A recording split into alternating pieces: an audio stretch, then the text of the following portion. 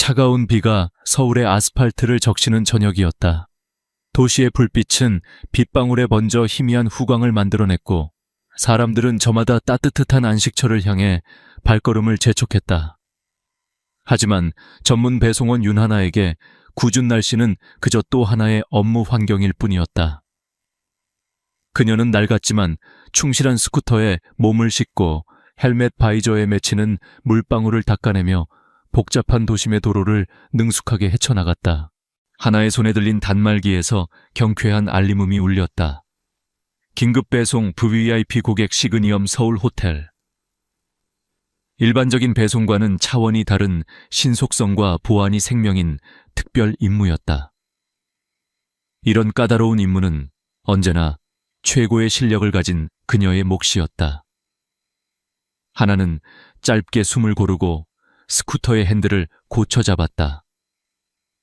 목적지는 국내 최고층 빌딩의 최상부에 위치한 구름 위의 궁전이라 불리는 곳. 그녀의 소박한 현실과는 너무나도 다른 세상이었다. 이것만 끝나면 민준 씨랑 따뜻한 어묵탕에 소주 한잔 해야지. 최민준, 그의 이름을 떠올리는 것만으로도 하나의 입가에 희미한 미소가 번졌다. 3년 전 팍팍한 서울살이에 지쳐갈 때쯤 운명처럼 만난 남자. 비록 가진 것은 없었지만 그는 누구보다 다정했고 미래에 대한 희망으로 가득 차 있었다. 두 사람은 작은 옥탑방에서 서로를 의지하며 더 나은 내일을 꿈꿨다. 민주는 대기업 입사를 준비하는 취업준비생이었고 하나는 그의 꿈을 응원하며 묵묵히 생활비를 벌었다. 그가 하나야, 내가 꼭 성공해서 너 호강시켜줄게 라고 말할 때마다 그녀는 돈이나 명예가 아니라 그와 함께하는 소박한 행복이면 충분하다고 생각했다. 오늘 아침에도 그는 중요한 면접이 있다며 며칠 전 그녀가 큰맘 먹고 사준 넥타이를 메고 집을 나섰다. 그의 어깨를 두드려주며 응원했던 기억이 아직도 생생했다. 잠시 후 웅장한 시그니엄 호텔 로비에 들어선 하나는 잠시 숨을 멈췄다. 높은 천장과 화려한 샹들리에 은은하게 울려 퍼지는 클래식 음악과 공기 중에 감도는 값비싼 향수 냄새까지. 모든 것이 그녀와는 이질적인 공간이었다. 배송원 유니폼을 입은 그녀의 모습은 이 화려한 풍경 속에서 유일한 이물질처럼 느껴졌다. 주눅들지 않으려 애써 허리를 곧게 편 하나는 컨시어지 데스크를 향해 걸어갔다. 바로 그때였다. 익숙한 웃음소리가 그녀의 귓가를 파고들었다. 너무나도 잘하는 그녀의 심장을 뛰게 하던 목소리. 하나는 반사적으로 소리가 들려온 라운지 쪽으로 고개를 돌렸다. 그리고 그 자리에 얼어붙고 말았다. 최민준이었다. 중요한 면접이 있다던 그는 그곳에 있었다. 하지만 그의 모습은 면접을 앞둔 긴장된 취준생의 모습이 아니었다. 그는 머리부터 발끝까지 값비싼 명품으로 치장한 채 한 번도 본 적 없는 세련된 헤어스타일을 하고 있었다. 그리고 그의 곁에는 눈부시게 아름다운 여자가 있었다. 여자는 누가 봐도 상류층의 자제임을 알 수 있는 기품과 오만함을 동시에 풍기고 있었다. 민주는 그 여자의 허리를 감싸 안고 세상에서 가장 행복한 사람처럼 환하게 웃고 있었다. 여자가 그의 넥타이를 장난스럽게 매만지자 민주는 여자의 귓가에 다정하게 속삭였다. 그녀가 사준 바로 그 넥타이였다. 세상이 무너져 내리는 듯한 충격이 하나를 덮쳤다. 머릿속이 새하얘지고 심장이 바닥으로 곤두박질 치는 것 같았다. 3년간 쌓아 올린 믿음과 사랑의 탑이 눈앞에서 산산조각 나고 있었다. 빗속을 뚫고 달려온 그녀의 볼을 타고 흐른 것이 빗물인지 눈물인지 분간할 수 없었다. 그녀는 그저 그 자리에 서서 자신의 세계가 파괴되는 광경을 속수무책으로 지켜볼 수밖에 없었다. 한편 라운지 안쪽 가장 깊숙하고 조용한 자리에 한 남자가 앉아 있었다. JK그룹의 총수 권지훈이었다. 그는 중요한 계약을 앞두고 잠시 머리를 식히기 위해 이곳에 들렀다. 차가울 정도로 냉정한 표정과 날카로운 눈빛 때문에 누구도 감히 그에게 접근하지 못했다.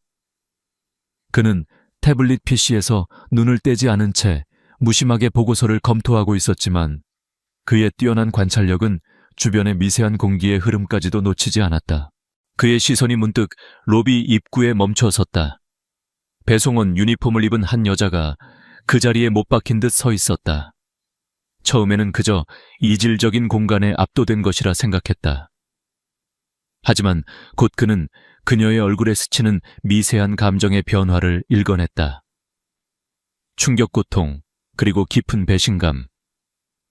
그의 시선은 자연스럽게 여자가 바라보는 곳으로 향했다. 명품으로 치장한 남자와 화려한 여자. 그들의 다정한 모습과 배송원의 처참한 표정은 한편의 통속적인 드라마처럼 선명한 대비를 이루고 있었다. 권지우는 수많은 인간 군상을 봐왔다. 탐욕과 위선 배신으로 얼룩진 비즈니스 세계에서 감정을 읽는 것은 그의 생존 방식이었다. 보통 이런 상황에 처한 사람들은 소리를 지르거나 달려들어 뺨을 때리거나 혹은 주저앉아 오열했다. 하지만 저 여자는 달랐다. 윤하나는 금방이라도 터져 나올 것 같은 울음을 삼키기 위해 입술을 깨물었다. 손에 든 배송 단말기가 차갑게 느껴졌다. 삐빅.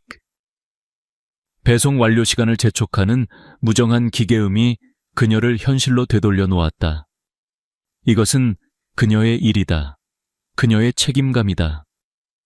여기서 무너질 수는 없다. 그녀는 천천히 하지만 깊게 숨을 들이마셨다. 그리고는 잔인한 광경으로부터 시선을 돌렸다. 단 한 번의 망설임도 없이 그녀는 아무 일도 없었다는 듯 꼿꼿한 자세로 컨시어지 데스크를 향해 걸어갔다. 그녀의 걸음걸이는 조금도 흐트러지지 않았다. JK그룹 앞으로 온 긴급 배송 물품입니다. 본인 확인 부탁드립니다. 그녀의 목소리는 놀라울 정도로 차분하고 안정적이었다. 전문적인 태도로 배송 절차를 완벽하게 마무리한 그녀는 짧게 목례를 하고 로비를 빠져나갔다. 마치 방금 전에 일은 한낱 신기루에 불과했다는 듯이 권지우는 그 모든 과정을 묵묵히 지켜보고 있었다. 그의 무표정한 얼굴에 처음으로 흥미라는 감정이 희미하게 스쳐 지나갔다. 심장이 산산조각 나는 순간에도 자신의 책임을 잊지 않는 프로 정신. 무너져 내리는 세상 속에서도 스스로를 지켜내는 강인함. 그는 수많은 인재를 만나봤지만 저토록 강렬한 인상을 남긴 사람은 없었다. 하나가 사라진 로비 입구를 응시하던 권지훈의 눈빛이 깊어졌다. 비에 젖은 채 쓸쓸히 돌아서던 그녀의 뒷모습이 그의 뇌리에 깊게 각인되었다. 차가운 도시의 밤, 한 여자의 부서진 세상과 그 속에서 발견한 예상치 못한 강인함은 얼음 같던 그의 마음에 작은 파문을 일으키고 있었다. 그날 이후 윤하나의 시간은 멈춘 듯 흘러갔다. 세상은 여전히 분주하게 돌아갔지만 그녀의 내면은 텅 비어버린 옥탑방처럼 공허하고 차가웠다. 최민주는 그날 밤 돌아오지 않았다. 아니 어쩌면 그녀가 그의 모든 짐을 문 밖에 내놓았기 때문일지도 모른다. 미련이나 분노를 느낄 새도 없었다. 심장이 도련해진 것처럼 어떤 감정도 제대로 느껴지지 않았다. 그녀는 슬픔을 일로 메웠다. 밤낮 없이 배송 요청을 받았고 가장 어렵고 힘든 길을 자처해서 달렸다. 스쿠터의 엔진 소음이 머릿속을 가득 채운 그의 목소리를 지워주길 바라며 거친 바람이 눈물을 마르게 해주길 기대하며 그렇게 며칠이 흘렀을까. 그날도 하나는 기계처럼 배송 단말기를 확인하고 있었다. 그때 회사 전체 긴급 경보가 단말기를 붉게 물들였다. 코드레드 JK그룹 배송품 분실, 지정명 프로젝트 엘리시움, 최종 스캔 강남 중앙 허브, 현 시간부로 전 직원 수색 협조 요망, JK그룹. 그 이름을 보는 순간 하나의 심장이 쿵 내려앉았다. 잊으려 애썼던 그날, 호텔의 풍경, 그리고 자신의 가장 비참한 순간을 말없이 지켜보던 그 차가운 눈빛의 남자가 떠올랐다. 그녀는 애써 고개를 저으며 경보를 무시하려 했다. 하지만 이어지는 메시지는 그녀를 붙잡았다. 시스템상 배송 완료 처리, 수신처 부인, 현존 유일 프로토타입, 회사 사활이 걸린 문제. 하나의 직업적 본능이 꿈틀거렸다. 시스템상 배송 완료인데 수신처는 받지 못했다. 이것은 단순한 분실 사고가 아니었다. 시스템의 근본적인 오류 혹은 그보다 더 복잡한 무언가가 얽혀 있음을 의미했다. 그녀의 머릿속은 복잡하게 얽힌 서울의 도로망처럼 빠르게 회전하기 시작했다. 그녀가 고민에 빠져 있을 때 지점장에게서 전화가 걸려왔다. 그의 목소리는 거의 울먹이고 있었다. 윤하나 씨, 제발 좀 도와줘. 지금 우리 다 죽게 생겼어. 자네밖에 없어. 자네라면 뭔가 찾아낼 수 있을 거야. 하나는 깊은 한숨을 내쉬었다.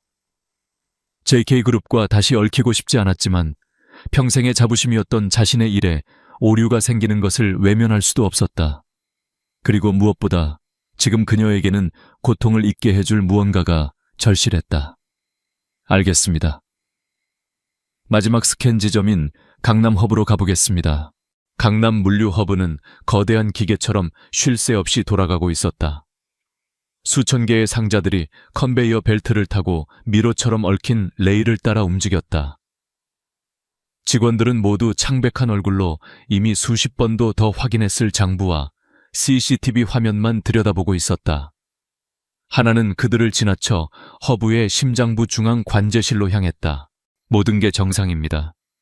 데이터상으로는 완벽하게 배송된 걸로 나옵니다. 관리자는 땀을 뻘뻘 흘리며 절규하듯 말했다. 하나는 그의 말을 듣는 대신 관제실 벽면을 가득 채운 거대한 모니터를 응시했다. 수많은 데이터와 코드가 폭포수처럼 흘러내리고 있었다. 그녀는 데이터를 보지 않았다. 그녀는 데이터의 흐름을 보았다. 그녀의 비범한 기억력과 공간 인지 능력은 이 복잡한 시스템의 패턴을 읽어내고 있었다. 어제 새로운 분류 알고리즘을 테스트하셨죠. 오후 3시부터 5시 사이에요. 하나의 갑작스러운 질문에 관리자의 눈이 동그래졌다. 네. 효율성 증대를 위해 잠시 시범 운영했습니다만 아무 문제 없이 종료됐습니다. 그렇지 않을 겁니다. 하나는 단호하게 말했다. 그 알고리즘에 작은 버그가 있었을 겁니다. 특정 규격, 특정 무게, 특정 바코드를 가진 상자를 인식 불가로 처리하는 버그요. 시스템은 이 오류를 배송 완료라는 거짓 신호로 메인 서버에 전송하고 실제 상자는 오류 처리 레인으로 보냈을 가능성이 높습니다. 오류 처리 레인요, 거긴 파손되거나 주소 불명의 물품들이 모이는 곳인데, 그리고 그 물품들은 일정 시간이 지나면 어디로 갑니까? 관리자의 얼굴이 새하얗게 질렸다. 폐기물 처리장으로 갑니다. 오늘 아침 8시 트럭이 이미 출발했습니다. 순간 관제실의 모든 공기가 얼어붙었다. JK그룹의 미래가 걸린 프로토타입이 지금 폐기물 더미 속으로 향하고 있다는 사실에 모두가 할 말을 잃었다. 하지만 하나는 달랐다. 그녀는 즉시 단말기를 꺼내 폐기물 트럭의 이동 경로를 추적했다. 다행히 아침의 교통체증 때문에 트럭은 아직 시내를 벗어나지 못하고 있었다. 제가 가겠습니다. 말을 마친 하나는 뒤도 돌아보지 않고 관제실을 뛰쳐나왔다. 망설일 시간이 없었다. 그녀는 다시 스쿠터에 몸을 싣고 빗물이 채 마르지 않은 아스팔트 위를 질주했다. 거대한 트럭을 작은 스쿠터로 따라잡는 것은 무모한 도박이었다. 하지만 그녀는 서울의 모든 골목길과 지름길을 손바닥처럼 꿰고 있었다. 그녀는 차들 사이를 고개하듯 빠져나가며 시간을 벌었다. 심장이 터질 것처럼 뛰었지만 이상하게도 머리는 얼음처럼 차가웠다. 지금 이 순간 그녀는 최민준도 자신의 부서진 마음도 모두 잊고 오직 프로젝트 엘리시움이라는 목표에만 집중하고 있었다. 얼마나 달렸을까? 저 멀리 거대한 폐기물 트럭의 뒷모습이 시야에 들어왔다. 트럭은 막 폐기물 처리장의 게이트로 진입하려 하고 있었다. 잠깐만요. 멈춰주세요. 하나는 목이 터져라 외치며 스쿠터의 경적을 울렸다. 트럭 운전사는 어리둥절한 표정으로 차를 세웠다. 하나는 숨을 헐떡이며 상황을 설명했다. 운전사는 규정상 안 된다며 고개를 저었지만 그녀의 절박하고도 단호한 눈빛에 결국 화물칸의 문을 열어주었다. 산더미처럼 쌓인 폐기물 상자들 속에서 그녀는 미친 듯이 문제의 상자를 찾아 헤맸다. 마침내 구석에 찌그러진 채 처박혀 있는 작은 상자를 발견했다. 프로젝트 엘리시움, 젖고 찢어진 라벨 위로 그 이름이 희미하게 보였다. JK그룹 본사 최고층 CEO 집무실. 무거운 침묵이 감돌았다. 연구개발 총괄 임원과 하나의 회사 지점장은 고개를 숙인 채 안절부절 못하고 있었다. 그리고 그들 앞에는 권지훈이 차가운 표정으로 앉아 있었다. 그는 상황 전체를 개인적으로 지켜보고 있었다.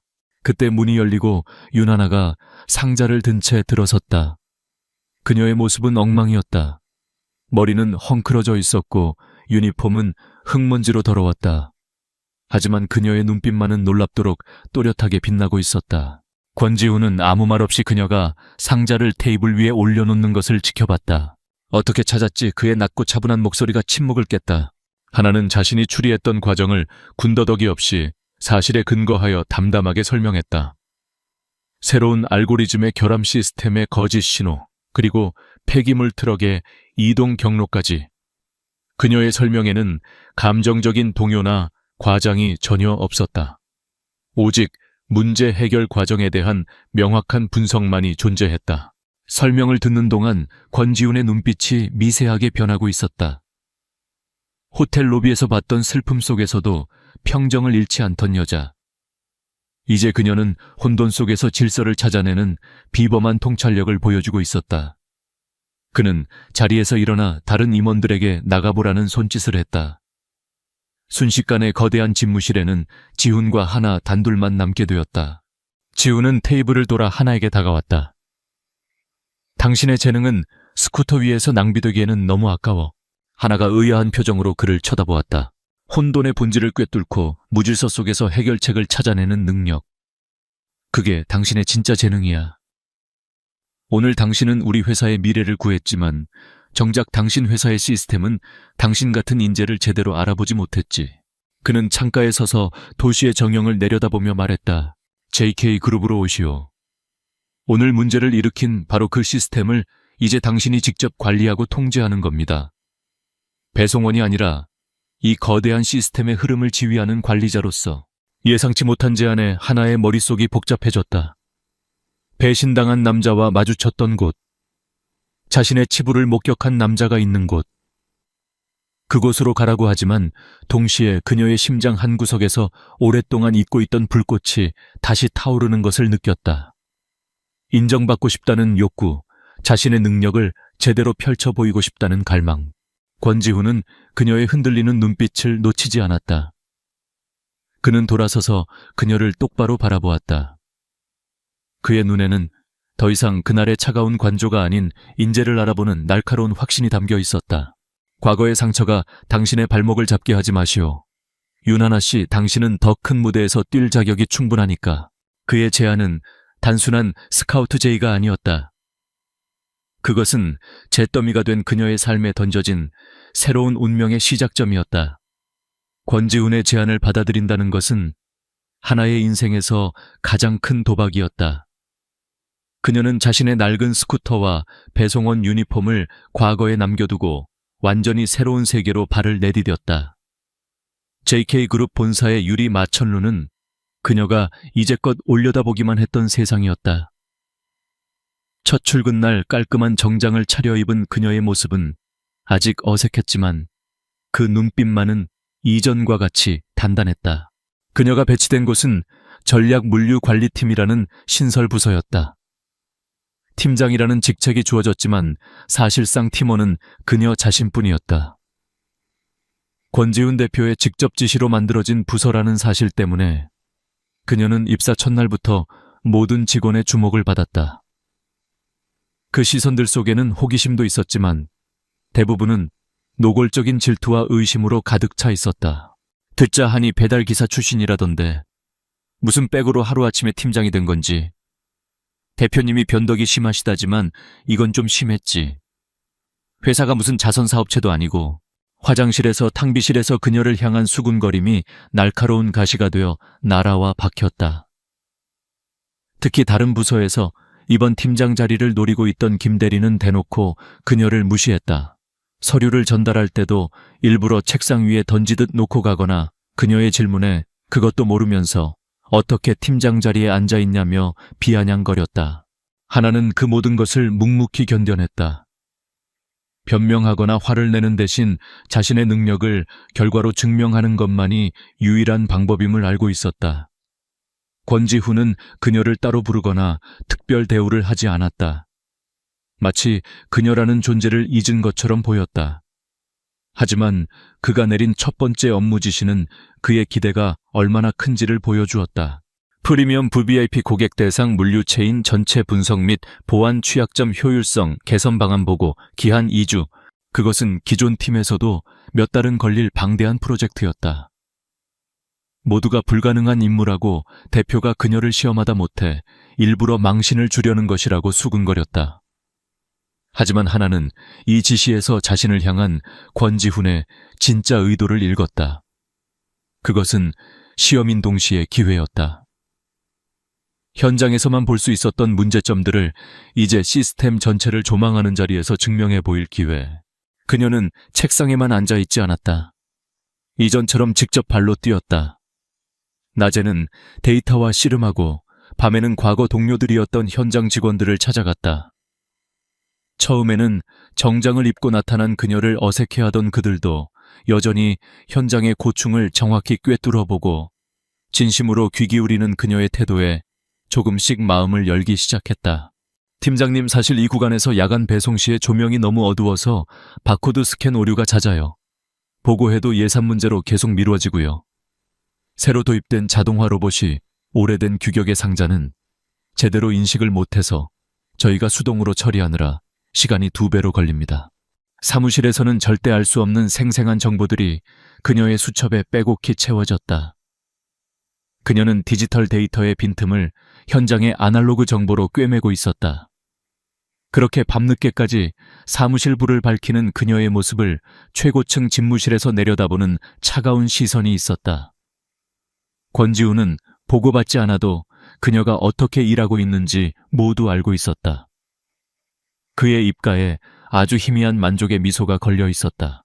한편 서울의 또 다른 곳에서는 불쾌한 기운이 감돌고 있었다. 최민준과 강소희는 청담동의 한 고급 레스토랑에서 마주 앉아 있었다. 민준은 이제 더 이상 옥탑방의 초라한 취준생이 아니었다. 소희 덕분에 그녀의 아버지가 운영하는 태양물산의 기획팀 사원으로 입사했고 그의 야망은 날개를 단 듯 부풀어 오르고 있었다. 이번 JK그룹과의 합작건 아버님께서 민준 씨한테 많이 기대하고 계셔. 소희가 와인잔을 우아하게 돌리며 말했다. 물론이지. 내가 반드시 성공시켜서 소희 너한테 어울리는 남자가 될게. 민준이 아첨하듯 웃었다. 그들의 가장 큰 목표는 태양물산의 낙후된 물류 시스템을 JK그룹의 선진 시스템과 결합시키는 대형 프로젝트를 성사시키는 것이었다. 이를 통해 민준은 회사 내 입지를 굳히고 소희는 경영 능력을 인정받고자 했다. 그때 소희 아버지의 비서가 다가와 조심스럽게 보고했다. 아가씨, JK그룹 쪽에 새로운 인사가 있었습니다. 신설된 전략물류관리팀 팀장으로 윤하나라는 직원이 임명되었다고 합니다. 윤하나. 그 이름에 최민준의 표정이 굳어졌다. 와인잔을 들려던 그의 손이 허공에서 멈칫했다. 뭐라고? 그 여자가 왜? 어떻게 JK그룹에? 소희는 처음 듣는 이름이라는 듯 눈썹을 치켜떴다. 누군데 그래? 민준은 차마 자신이 버린 전 여자친구라고 말할 수 없었다. 그는 애써 태연한 척하며 둘러댔다. 아, 예전에 잠깐 알던 사람인데 실력도 없고 별 볼 일 없는 여자야. 어떻게 그런 자리에 갔는지 모르겠네. 하지만 그의 불안한 눈빛을 소희가 놓칠 리 없었다. 그녀는 비서를 날카롭게 쏘아보았다. 더 자세히 알아봐. 어떤 경로로 입사했는지, 누구 라인인지 전부. 며칠 후 소희는 믿을 수 없는 사실을 알게 되었다. 윤하나가 권지훈 대표의 직접 지시로 스카우트 되었다는 것, 그리고 그녀가 JK그룹의 분실된 프로토타입을 찾아낸 장본인이라는 것. 소희의 얼굴에 경멸과 분노가 뒤섞였다. 하일계의 배달부가 운 좋게 물건 하나 찾아주고 대표 눈에 들었다 이거지. 근본도 없는 게 어딜 감히. 최민준은 더욱 초조해졌다. 윤하나의 강직한 성격을 누구보다 잘 알았다. 만약 그녀가 태양물산과 JK그룹의 계약 내용을 자세히 들여다본다면 태양물산이 원가 절감을 위해 숨기고 있는 부실한 보안 시스템이나 각종 편법들을 그녀가 발견해낸다면 모든 계획이 수포로 돌아갈 수도 있었다. 소희야, 저 여자 그냥 둬서는 안 돼. 민준이 조심스럽게 말했다. 어떻게든 핑계를 만들어서 빨리 잘라내야 해. 저런 근본 없는 여자가 중요한 프로젝트에 끼어드는 건 JK그룹에게도 손해야. 강소희의 눈이 차갑게 빛났다. 그녀는 자신의 앞길에 놓인 작은 벌레 한 마리를 치워버려야겠다고 결심했다. 자신의 화려한 인생에 감히 흠집을 내려는 과거의 그림자를. 그 시각 윤하나는 사무실에 홀로 남아 수백 장의 데이터 시트와 현장 지도들을 벽에 붙여놓고 있었다. 그녀는 각기 다른 지역 다른 시간대에 발생한 사소한 분실 및 파손 사고들 사이에 존재하는 하나의 일정한 패턴을 발견했다. 모두가 단순한 실수나 사고로 치부했던 일들이었다. 하지만 지도 위에 점으로 표시하자 그것들은 마치 교묘하게 숨겨진 암호처럼 특정 경로를 가리키고 있었다. 바로 태양물산의 물류 창고로 향하는 경로였다. 등골이 서늘해지는 것을 느끼며 하나는 이것이 단순한 비효율의 문제가 아님을 직감했다. 보이지 않는 곳에서 무언가 거대하고 부정한 흐름이 조용히 움직이고 있었다. 그리고 그 흐름의 중심에 그녀를 배신했던 과거의 그림자가 어른거리고 있음을 그녀는 아직 알지 못했다. 약속된 2주가 지났다. 윤하나는 JK그룹의 핵심 임원들과 권지훈 대표가 모두 모인 회의실에 서 있었다. 그녀의 등 뒤 스크린에는 지난 2주간의 노력이 담긴 보고서 첫 페이지가 띄워져 있었다. 회의실의 공기는 팽팽한 긴장감으로 가득했다. 대부분의 임원들은 그녀가 어떤 변명을 늘어놓을지 혹은 얼마나 터무니없는 보고서를 가져왔을지 지켜보자는 듯한 조롱 섞인 표정이었다. 보고 시작하겠습니다. 하나의 차분한 목소리가 회의실에 울려 퍼졌다. 그녀는 떨지 않았다. 그녀의 보고서는 단순한 데이터의 나열이 아니었다. 그것은 현장의 목소리와 시스템의 허점을 시실과 날실처럼 엮어 만든 살아있는 조직의 진단서였다. 그녀는 야간 배송 경로의 조명 문제부터 시작해 자동화 로봇의 비효율, VVIP 고객 정보에 대한 접근 권한의 허술함까지 날카롭고 정확하게 문제점들을 지적했다. 임원들의 표정이 조금씩 변하기 시작했다. 그들이 탁상 공론으로만 논의하던 문제들의 핵심을 갓 입사한 그것도 배송원 출신의 여자가 정확히 꿰뚫고 있었기 때문이다. 특히 김 대리의 얼굴은 불그락푸르락했다. 하나가 지적한 문제점 중 상당수는 그가 담당하던 업무의 허점이었기 때문이다. 보고서의 마지막 장에 이르렀을 때 하나는 잠시 말을 멈추고 회의실에 모인 사람들을 둘러보았다. 그리고 이것은 아직 가설 단계입니다만 저는 우리 시스템 내부에 의도적으로 만들어진 블라인드 스팟이 존재할 가능성을 발견했습니다. 그녀는 스크린에 새로운 지도를 띄웠다. 지난 몇 달간 발생한 사소한 분실 파손 사고들의 위치가 붉은 점으로 표시되어 있었다.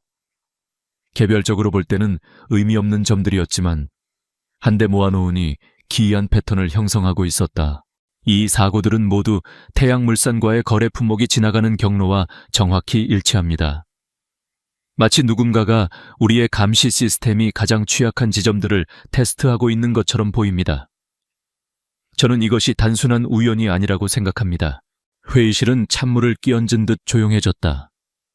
태양물산은 JK그룹의 가장 중요한 파트너 후보였다.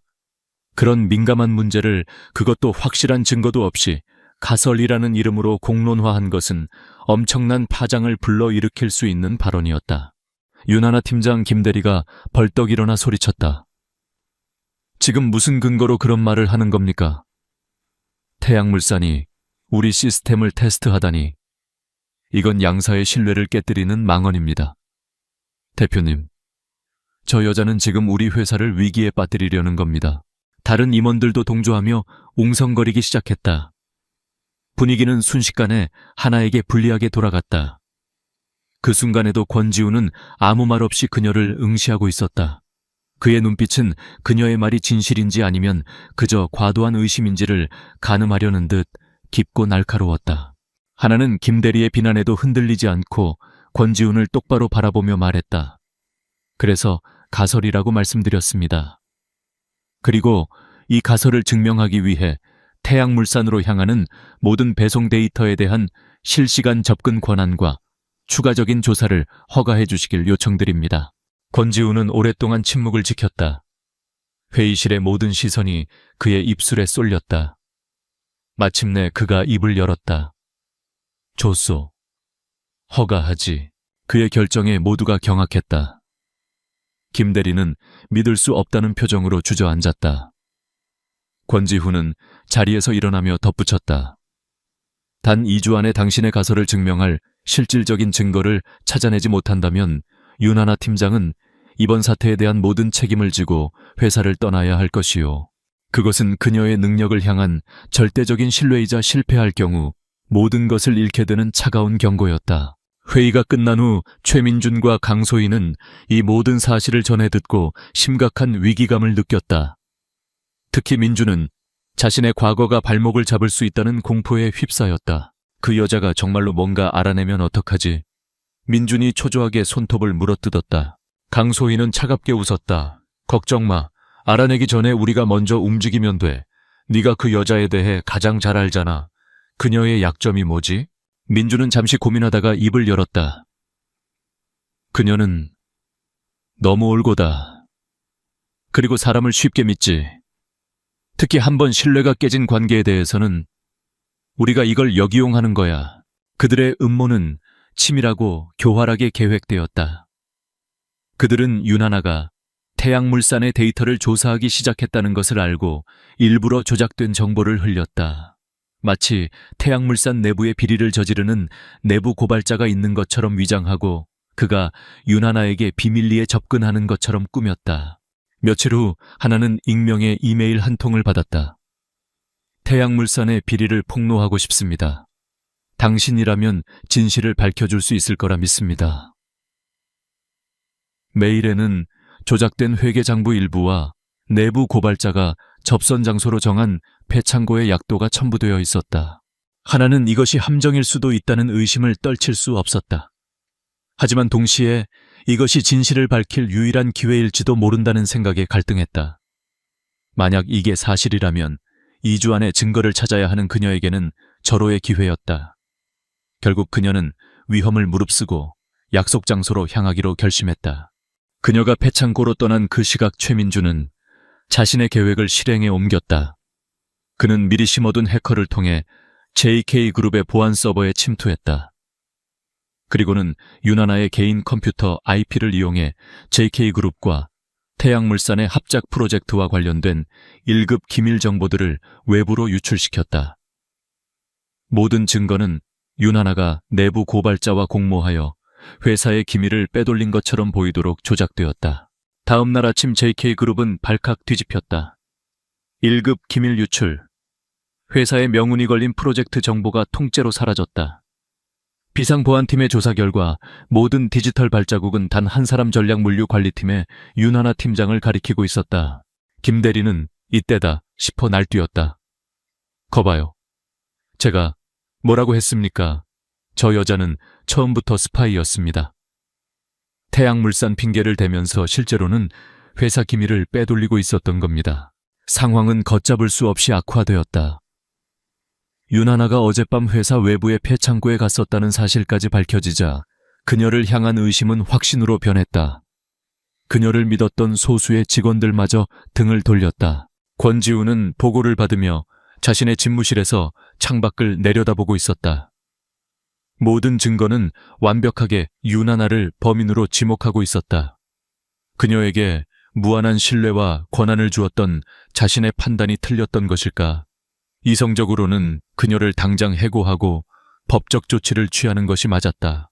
하지만 그의 마음속 깊은 곳에서 무언가가 속삭이고 있었다. 그가 보았던 윤하나는 이런 식으로 배신할 사람이 아니었다. 심장이 무너지는 순간에도 자신의 책임을 다했던 여자. 혼돈 속에서도 냉철하게 질서를 찾아내던 여자. 그녀의 그 강직한 눈빛은 거짓일 리 없었다. 증거와 직감 사이에서 권지훈은 고뇌에 빠졌다. 그가 내리는 결정 하나에 한 사람의 인생과 회사의 미래가 달려 있었다. 그는 오랫동안 눈을 감고 생각에 잠겼다.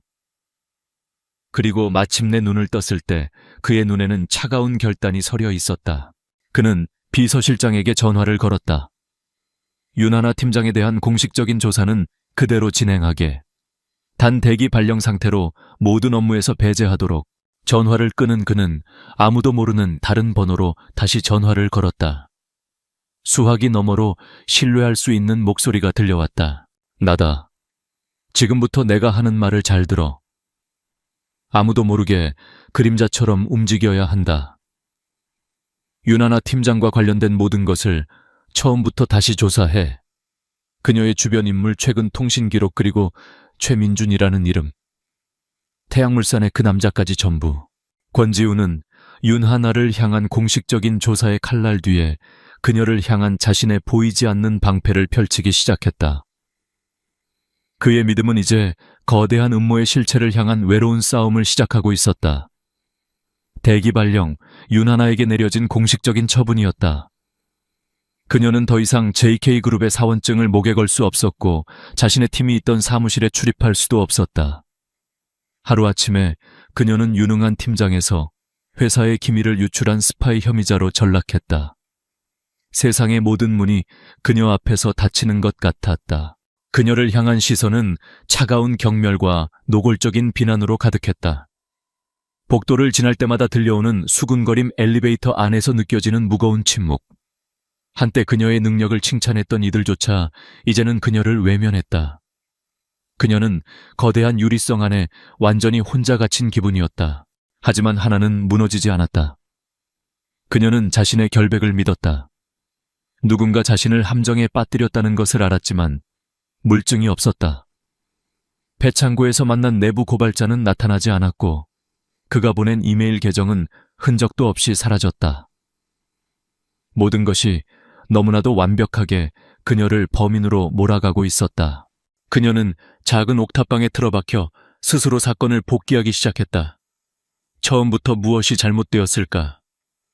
그녀는 자신의 기억과 데이터를 조각보처럼 이어붙였다. 태양물산의 이상한 물류 패턴 갑작스럽게 나타난 내부 고발자, 그리고 최민준. 그의 얼굴이 떠오를 때마다 가슴 한 구석이 시리게 아파왔지만 그녀는 감정을 배제하려 애썼다. 지금은 사적인 감상에 빠져 있을 때가 아니었다. 한편 권지훈의 비밀 지시를 받은 조사팀은 그림자처럼 움직이고 있었다. 그들은 공식적인 보안팀의 눈을 피해 사건의 모든 것을 원점에서 재검토했다. 그들은 윤하나의 컴퓨터에서 유출되었다는 데이터의 로그 파일을 정밀 분석했다. 표면적으로는 완벽한 범죄였지만 최고의 전문가들 눈에는 미세한 부자연스러움이 포착되었다.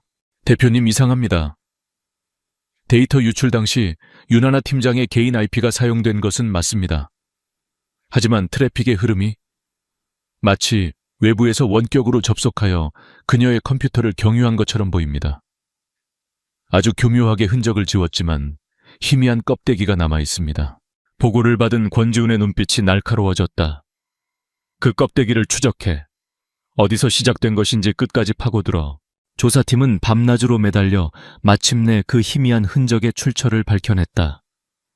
그것은 해외에 서버를 둔 한 해커 그룹의 IP였다. 그리고 그 해커 그룹에 거액의 자금을 송금한 계좌가 발견되었다. 차명 계좌였지만 끈질긴 추적 끝에 그 계좌의 실소유주가 태양물산의 기획팀 최민준이라는 사실이 드러났다. 모든 조각이 맞춰지는 순간이었다.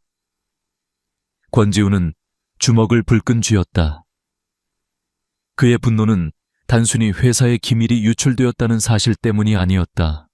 한 사람의 인생을 파괴하면서까지 자신의 야망을 채우려는 그 비열함에 대한 분노였다. 그리고 그런 함정에 빠져 홀로 고통받고 있을 윤하나에 대한 미안함과 안타까움이 그의 마음을 무겁게 짓눌렀다. 그는 즉시 하나에게 연락하고 싶었지만 섣불리 움직일 수 없었다. 적들은 아직 자신들의 계획이 성공했다고 믿고 있을 터였다. 그들이 방심한 틈을 타 가장 결정적인 순간에 모든 것을 뒤집어야 했다. 그는 조사팀에게 추가 지시를 내렸다. 최민준과 강소희 그리고 태양물산의 모든 것을 샅샅이 뒤져. 그들의 진짜 목표가 뭔지 알아내야겠어. 이건 단순한 기밀 유출이 아닐 거야. 권지훈의 예상은 정확했다. 최민준과 강소희는 윤하나라는 장애물을 제거했다고 생각하고 이제 그들의 진짜 계획을 실행에 옮기려 하고 있었다. 그들의 목표는 JK그룹과의 합작 계약을 유리하게 이끌어내는 것을 넘어 JK그룹의 프리미엄 물류 시스템 자체를 붕괴시켜 그 가치를 떨어뜨린 뒤 헐값에 인수하려는 것이었다. 그들은 JK그룹의 시스템에 몰래 심어둔 또 다른 백도어를 이용해 대규모의 혼란을 일으킬 준비를 하고 있었다. 크리스마스 시즌 VVIP 고객들의 주문이 최고조에 달하는 바로 그날 모든 배송 정보를 뒤섞고 마비시켜버릴 계획이었다. 상상만 해도 끔찍한 물류 대란이 벌어질 것이고 JK그룹의 명성과 신뢰는 하루아침에 바닥으로 추락할 터였다. 그리고 그들은 이 모든 혼란의 원인을 시스템을 제대로 관리하지 못한 스파이 윤하나의 책임으로 돌릴 완벽한 시나리오까지 준비해두었다. 이제 곧 모든 게 끝날 거야. JK그룹은 우리 발 아래 무릎 꿇게 될 거고 윤하나는 사회에서 완전히 매장되겠지. 강소희가 승리에 취해 웃었다. 최민주는 그녀의 말에 동조하며 웃었지만 그의 마음 한구석에는 떨쳐낼 수 없는 불안감이 남아있었다. 시간은 흘러 JK그룹의 긴급 이사회가 소집되었다. 안건은 기밀 유출 사태 및 윤하나 팀장에 대한 최종 징계 결정, 그리고 태양물산과의 합작 프로젝트 재검토였다. 이사회 결과에 따라 윤하나의 운명과 두 회사의 미래가 결정될 터였다. 이사회 전날 밤 하나는 잠을 이룰 수 없었다. 그녀는 결국 아무것도 밝혀내지 못했다. 내일이면 자신은 공식적으로 범죄자가 되고 모든 것을 잃게 될 것이다. 절망감이 그녀의 온몸을 덮쳐왔다. 그때 그녀의 핸드폰이 조용히 울렸다. 발신자 번호 표시 제한. 망설이다 전화를 받자 수화기 너머로 낮고 익숙한 목소리가 들려왔다. 나 권지훈이요. 하나의 심장이 쿵 내려앉았다. 내일 이사회에 출석하시오. 제가 거길 왜 갑니까? 가서 무슨 말을 할 수 있겠습니까? 하나의 목소리가 떨렸다. 아무 말도 하지 않아도 좋소. 그저 당신의 자리에서 당신의 눈으로 진실이 밝혀지는 것을 지켜보기만 하면 돼. 그의 목소리에는 이상한 확신과 힘이 담겨 있었다. 마치 모든 것을 알고 있다는 듯이. 윤하나 씨, 당신은 혼자가 아니오. 그러니 고개 숙이지 말고 도망치지도 마시오. 당신이 처음 내 사무실에 들어섰을 때처럼 당당하게 걸어 들어오시오. 전화는 끊겼다. 하나는 한동안 멍하니 핸드폰을 들고 서 있었다. 그의 말이 무슨 의미인지 전부 이해할 수는 없었다. 하지만 얼음장 같던 그녀의 마음에 아주 작고 따뜻한 불씨 하나가 피어나는 것을 느꼈다. 어쩌면 아직 모든 것이 끝난 게 아닐지도 모른다는 희미한 희망. 폭풍 전야의 고요함이 도시를 감싸고 있었다. 내일이면 거대한 폭풍이 모든 것을 집어삼킬 것이다. 그 폭풍의 눈 속에서 한 남자는 모든 것을 뒤집을 마지막 카드를 손에 쥔 채 냉정하게 때를 기다리고 있었고, 한 여자는 부서진 믿음의 조각들을 끌어모아 다시 한번 세상에 맞설 용기를 내고 있었다. JK그룹 최고층 이사회 회의실. 평소라면 그룹의 미래를 논하는 열기로 가득했을 공간이 오늘은 얼음장처럼 차가운 긴장감으로 가득 차 있었다. 이사들은 굳은 표정으로 자리를 지키고 있었고, 파트너 자격으로 참석한 태양물산의 강 회장과 그의 딸 강소희의 얼굴에는 은밀한 승리감이 감돌았다. 최민주는 그들 뒤에 서서 의기양양한 미소를 감추지 못했다. 회의실 문이 열리고 윤하나가 들어섰다. 그 순간 모든 시선이 일제히 그녀에게로 향했다. 동정경멸, 그리고 저런 상황에서도 회의에 참석하는 뻔뻔함에 대한 놀라움이 뒤섞인 시선들이었다. 하나는 그 시선들을 애써 외면하며 권지훈이 어젯밤 말했던 대로 고개를 빳빳이 들고 걸었다. 그녀는 회의실 한쪽에 마련된 마치 피고석 같은 자리에 조용히 앉았다. 회의는 시작부터 그녀를 겨냥했다.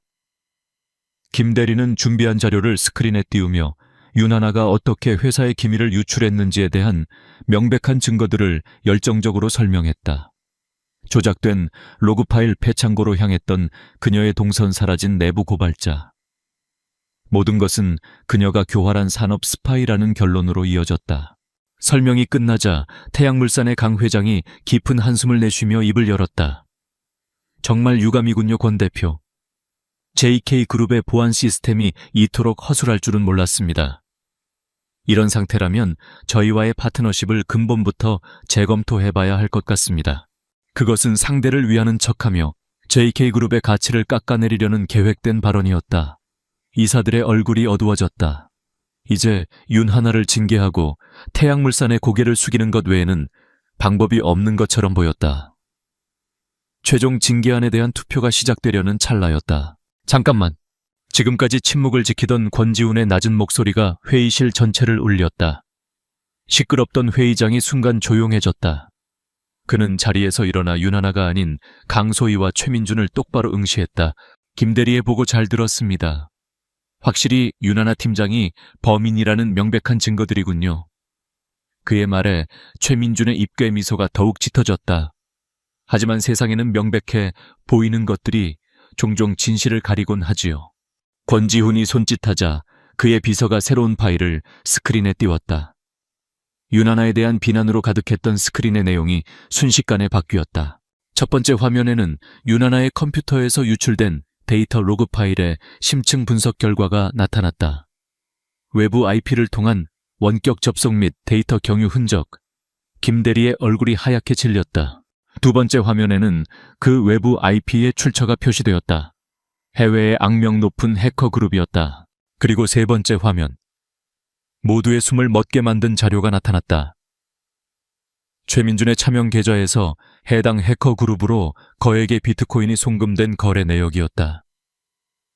날짜는 JK그룹의 기밀이 유출되기 바로 전날이었다. 최민준의 얼굴에서 핏기가 사라졌다. 그는 온몸을 사시나무 떨듯 떨기 시작했다. 이건 모함입니다. 저는 모르는 일입니다. 그의 절박한 외침은 다음 화면에 의해 완벽하게 묻혀버렸다. 스크린에는 음성 파일 재생이라는 글자가 떴고 곧이어 회의실 전체에 익숙한 목소리가 울려 퍼졌다. 크리스마스 시즌만 터뜨리면 돼. 물류 시스템이 마비되면 JK그룹의 신뢰도는 바닥을 칠 거고 그땐 우리가 헐값에 인수하면 그만이야. 강소희의 오만한 목소리였다. 모든 건 윤하나 그 기집애가 한 짓으로 꾸며놓았으니 걱정 마. 멍청한 년 자기가 스파이로 몰려서 징역 살게 될 줄은 꿈에도 모르겠지. 최민준의 비열한 웃음소리가 이어졌다. 권지훈의 비밀조사팀이 그들의 아지트에 설치해둔 도청장치에 녹음된 그들 스스로 자신들의 범죄를 자백하는 완벽한 증거였다.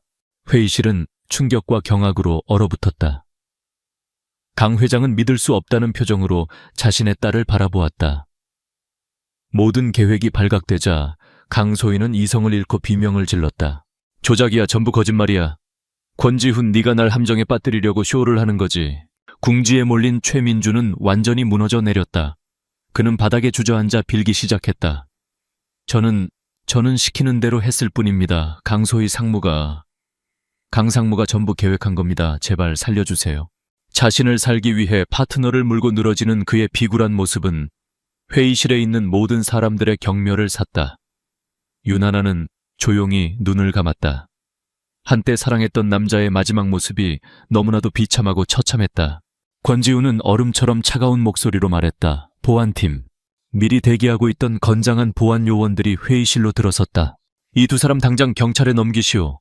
산업 스파이 정보통신망법 위반 업무 방해, 명예훼손.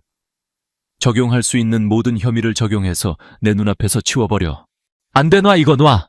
강소희의 비명과 최민준의 울음소리가 뒤섞여 회의실을 아수라장으로 만들었다. 그들이 질질 끌려 나가는 모습을 망연자실하게 지켜보던 강 회장은 그대로 의자에 쓰러지듯 주저앉았다. 권지훈은 그에게 다가가 차갑게 선언했다. 오늘부로 태양물산과의 모든 계약은 파기합니다. 또한 이번 사태로 JK그룹이 입은 모든 유무형의 손해에 대해 끝까지 민형사상 책임을 물을 것이오 각오하는 게 좋을 겁니다. 한때 거대했던 태양물산이라는 제국이 한순간에 무너져 내리는 순간이었다. 소란이 끝나고 회의실에는 무거운 침묵만이 남았다. 이사들은 조금 전까지 자신들이 마녀 사냥을 했던 윤하나를 경외와 미안함이 뒤섞인 눈으로 바라보았다. 그들의 섣부른 판단이 하마터면 회사를 위기에 빠뜨리고 무고한 한 사람의 인생을 망가뜨릴 뻔했다. 모든 것이 정리되자 권지훈은 조용히 윤하나에게로 걸어왔다. 그는 수많은 이사들 앞에서 거창한 사과나 위로의 말을 하지 않았다. 그는 그저 그녀의 눈을 바라보며 아주 희미하게 거의 알아차릴 수 없을 정도로 작게 고개를 끄덕였다. 그 짧은 순간 그 작은 몸짓 안에 모든 것이 담겨 있었다. 나는 당신을 믿었소. 그의 눈빛이 그렇게 말하고 있었다. 윤하나는 자신도 모르게 차오르는 눈물을 참기 위해 입술을 깨물었다. 길고 길었던 폭풍이 마침내 지나갔다. 잿더미 속에서 그녀는 자신의 결백과 명예를 되찾았고 자신을 믿어준 단 한 사람의 굳건한 신뢰를 확인했다. 그것은 세상 그 어떤 위로보다도 따뜻하고 값진 것이었다. 폭풍이 지나간 자리는 고요했다. 하지만 그 고요함은 모든 것이 끝났음을 의미하는 허무한 정적이 아니었다. 그것은 혼돈이 걷히고 새로운 질서가 자리 잡는 희망을 품은 침묵이었다. 윤하나의 누명은 완벽하게 벗겨졌다. JK그룹의 모든 임직원들은 이제 그녀를 단순한 배송원 출신의 낙하산이 아닌 회사를 거대한 위기에서 구해낸 영웅으로 바라보았다. 그녀를 비난하고 무시했던 이들은 이제 그녀의 그림자만 봐도 고개를 숙였다. 특히 김 대리는 직접 그녀를 찾아와 90도로 허리를 숙이며 사죄했다. 하나는 그의 사과를 묵묵히 받아주었다. 그녀는 복수를 원하지 않았다. 그저 자신의 자리에서 자신의 일을 하고 싶었을 뿐이다. 사건이 마무리된 며칠 후 권지훈은 하나를 자신의 집무실로 불렀다. 그는 그녀에게 공식적인 사과와 함께 파격적인 보상을 제안했다. 하지만 하나는 고개를 저었다. 대표님, 제가 원하는 것은 돈이나 명예가 아닙니다. 그녀는 흔들림 없는 눈으로 그를 바라보며 말했다. 저는 이번 사건을 통해 우리 시스템이 얼마나 외부의 악의적인 공격에 취약할 수 있는지 깨달았습니다. 저는 돈 대신 이 시스템을 지킬 수 있는 기회를 주셨으면 합니다. 그녀는 자신이 밤새워 준비한 새로운 제안서를 그의 책상 위에 올려놓았다. 물류보안 혁신팀 신설 제안. 그것은 기존의 수동적인 보안 관리를 넘어 빅데이터와 AI를 활용하여 잠재적인 위협을 사전에 예측하고 차단하는 능동적이고 공격적인 보안 시스템을 구축하자는 혁신적인 아이디어였다. 권지훈은 그녀의 제안서를 천천히 그리고 꼼꼼하게 읽어 내려갔다. 그의 입가에 또다시 그 희미한 미소가 떠올랐다. 그녀는 결코 현실에 안주하는 법이 없었다. 위기 속에서 기회를 찾아내고 문제를 해결하는 것을 넘어 더 나은 미래를 설계하는 여자. 그가 처음 그녀에게서 발견했던 바로 그 강인함과 통찰력이었다. 좋소. 그가 고개를 끄덕였다. 오늘부로 윤하나 씨를 신설되는 물류보안혁신팀의 수석팀장으로 임명하지. 팀원 선발부터 예산 집행까지 모든 권한을 위임하겠소. 그것은 단순한 승진이 아니었다. 그녀의 능력을 향한 절대적인 신뢰의 증표이자 그녀가 자신의 성을 직접 쌓아 올릴 수 있도록 그가 내어준 단단한 기반이었다. 그 후 몇 달간 하나는 눈코 뜰 새 없이 바쁜 나날을 보냈다. 그녀는 자신과 비슷한 잠재력을 가졌지만 기회를 얻지 못했던 인재들을 직접 발굴하여 팀을 꾸렸다. 현장의 목소리를 듣기 위해 여전히 배송 트럭에 동승했고 밤에는 사무실에서 코드를 분석하며 새로운 보안 알고리즘을 설계했다. 그녀의 팀은 JK그룹의 가장 역동적이고 혁신적인 부서로 빠르게 자리 잡았다. 그녀는 더 이상 누군가의 공주가 아니었다. 그녀는 스스로의 힘으로 자신의 왕국을 건설하는 당당한 여왕이었다. 권지훈은 멀리서 묵묵히 그녀를 지켜보았다. 그는 그녀의 업무에 일절 간섭하지 않았지만 그녀가 필요로 하는 모든 지원을 아끼지 않았다. 그의 차가운 표정 뒤에 숨겨진 따뜻한 시선은 언제나 그녀를 향해 있었다.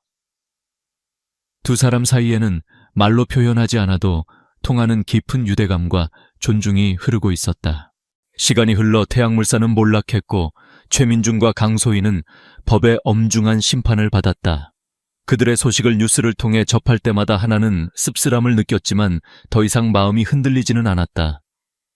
과거는 이미 지나간 풍경일 뿐이었다. 그녀의 눈은 이제 미래를 향해 있었다. 어느 주말 저녁 퇴근을 준비하던 하나에게 권지훈이 다가왔다. 오늘 저녁 시간 괜찮소? 그의 갑작스러운 제안에 하나는 조금 놀랐지만 이내 고개를 끄덕였다. 그녀는 그가 또 어떤 업무 이야기를 하려는 것일까 생각했다. 하지만 그가 그녀를 데려간 곳은 화려한 레스토랑이나 근사한 바가 아니었다.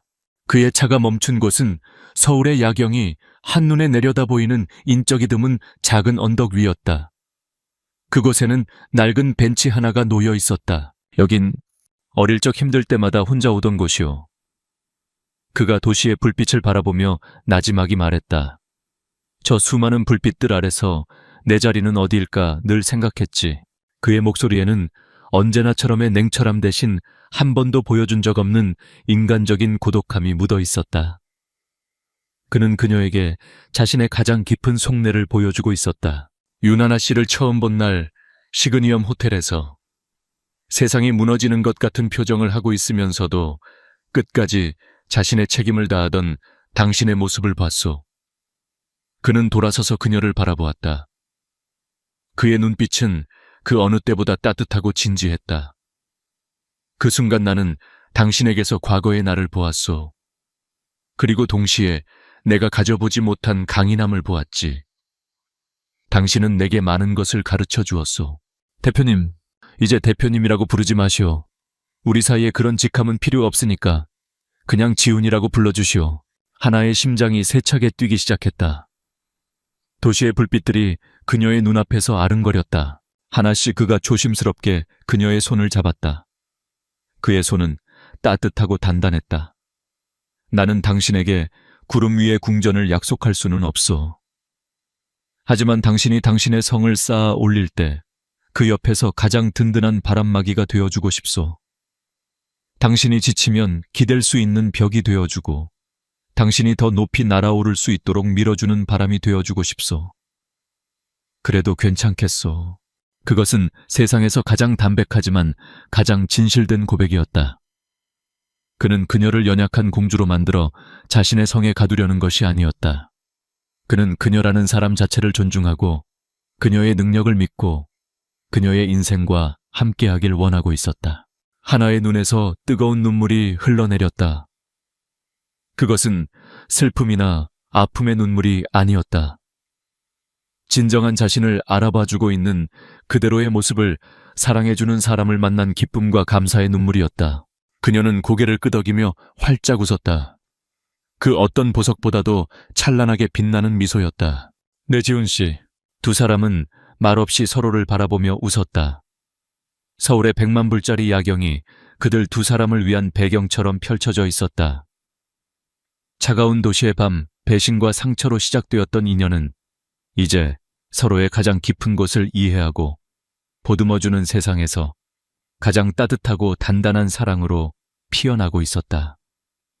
그녀는 더 이상 비에 젖어 떨던 외로운 배송원이 아니었고 그는 더 이상 얼음성에 갇힌 고독한 총수가 아니었다. 그들은 이제 서로의 손을 잡고 함께 미래를 향해 걸어갈 준비가 되어 있었다.